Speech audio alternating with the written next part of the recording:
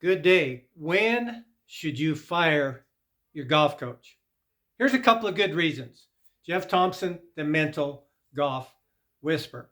Well, you should fire your coach on the front end by looking at their golf clubs.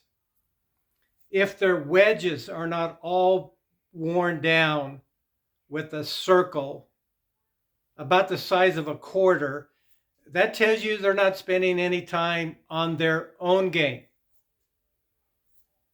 Just the facts, ma'am. Joe Friday.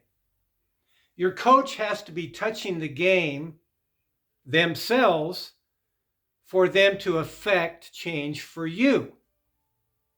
That goes with the territory, right? If you are hiring a financial advisor, you want to know how's it going, right? How's it going with your people? Are they doing well? Are they happy with what you're doing? Same thing would be happening if you went on a 3 to 5 day float trip on the Salmon River. You want a guide that knows a name for every rock, every little eddy, every little drop off. That's familiarity with the river, familiarity with the space. You can't teach what you don't know by fundamental personal experience. Otherwise, it's just a bunch of gibberish to try to convey expertise. A golf professional should have a bunch of calluses on his hands and dried out hands. That means he's out there touching the game for himself. Because you can't teach what you don't fundamentally know for yourself, and therefore you don't know what to teach. You've got to ask the instructor, I want to see your clubs. I want to see your wedges. Let me look at your driver. Is it worn out in a certain spot? Let me look at your putter. There's a big to-do quite a few times about Tiger Woods' putter, and there's a little tiny dot about the size of a BB that was above the equator on the putter he used. Now, what that told me as a 47-year golf professional is he's hitting the putt on the upstroke. Told me that right away because the dot, the size of a little BB, was above the equator. Tells you right away. Would most instructors know that? Absolutely not. Absolutely not. They wouldn't even think that. So that was the discussion about his putter, that it was not only worn in the same spot, but where it was. So the parallel idea here is in picking a coach, it doesn't matter what organization they say they're part of or what training they have or where they are, it means nothing. What matters is what do they know about the game. Let's say you wanted to do some skydiving. Finally got up the gumption to go. First thing you've got to ask is, tell me about the pilot. How many hours does he have? How much time have you spent with the pilot? Listen to a story somebody told the other day. They were talking about getting in small airplanes. And the person said, I don't get in a small airplane if I don't know the pilot. Bingo. Just the facts, ma'am. Joe Friday. So, what you're investing in is the experience of the instructor. Now, my view, some folks have been around golf a long time. Chuck Cook is a well-known instructor in Texas. Jim McLean. I've almost liked 100% of what Jim McLean has said because he's always talking through the lens of the player. That's what I like about Jim McLean. Just about everything I've ever read about him, from him, or saw in video, it's because I agree, because I'm a player. I've been a tournament player for over 50 years. Combat. The dogfight in the sky. So Your instructor has to have some validity to say what he says. So again, because they're a member of an organization, that means 0. And frankly, because they're at a certain type of facility, it means double 0. I wish that wasn't true, but I'm just being unvarnished about the reality of golf instruction. You've got to look at their clubs first. The second thing you want to ask is, show me your playing resume. I want to see what you know.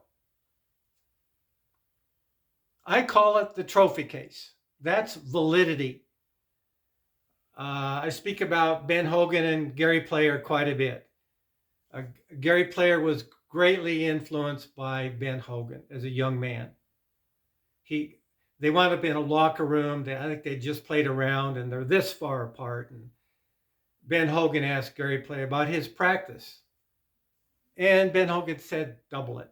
Oh, Gary Player probably went out and quadrupled it, knowing Gary Player. But that had impact on him. Gary Player demonstrated to Ben Hogan that he showed some innate talent and skills. Okay? So the other thing you've got to find out is, because you can't teach what you don't know, if you can't fly a plane or you don't have a couple of 1,000 hours, how do I know you know what you're doing? Here in Boise, we have a lot of pilots that fly in the mountains. There's all kinds of little airline strips, and sometimes it's just a dirt road or a grassy area or a long place between mountains. And those guys know every hill, every tree. They know exactly how to get in there, and it's very tight. It's very specific flying. You've got to know what you're doing. You can't take anything for granted. So that's why I will continue to say the best thing you can do is invest your time with a player whose clubs are beat up, whose hands are all beat up, and they have a trophy case. They can say they won X tournaments or played in X tournaments or played in X tournaments with a certain player. That's proof of concept. You want proof of concept in everything. There's a big difference between a brain surgeon and an MD. They get paid way more for less time because it's a level of expertise. You're investing in the level of expertise. Okay? So, you got to know what are the salient questions to ask, and then you know where to invest your money. Now, I think we would all admit, and this is no denigration at all, but when you're 20, 21, 22, you haven't busted your knuckles on life very much, and there's not much you might know about teaching golf or flying or rafting the Salmon River. You haven't had enough experiences. And frankly, you haven't had enough problems. You know, a guy that rafts the river, he's got a different problem every day.